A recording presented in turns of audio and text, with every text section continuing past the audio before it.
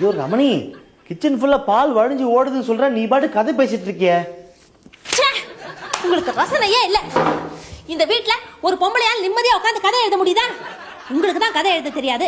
எழுதுற என்னையாவது என்கரேஜ் பண்ணலாம்ல. நான் எப்படி பார்த்தா இந்த மாதிரி நேரத்துல நீங்க தான் எனக்கு காஃபி போட்டு கொடுக்கணும். அது என்ன பழக்கம்? காலங்காத்தால எழுந்த உடனே காஃபி குடிக்கிறது. புத்தர் காஃபி குடிச்சாரா? அவ்வளோ பெரியவர் ஏசுநாதர் அவர் காஃபி குடிச்சாரா?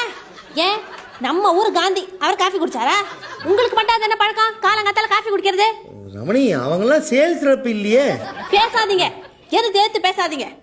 நான் ஒரு ரைட்டர். நான் எதை சொன்னாலும் நீங்க அப்படியே கேட்கணும். எழுத்தாளர் சொன்னா அதை வேத வாக்கா எடுத்துக்கணும்.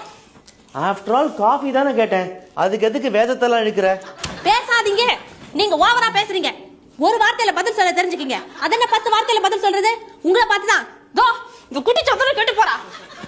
என்மேல இந்த வீட்டுல என்ன எதிர்த்து ஏதாவது பேசுறீங்க, அப்புறம் என்ன நடக்கும்னு எனக்கே தெரியாது. என் கதை இன்னைக்குதான் லாஸ்ட் டே. ஃபுல்லோட ஆவின் லாரியை போல் தடுமாறியது.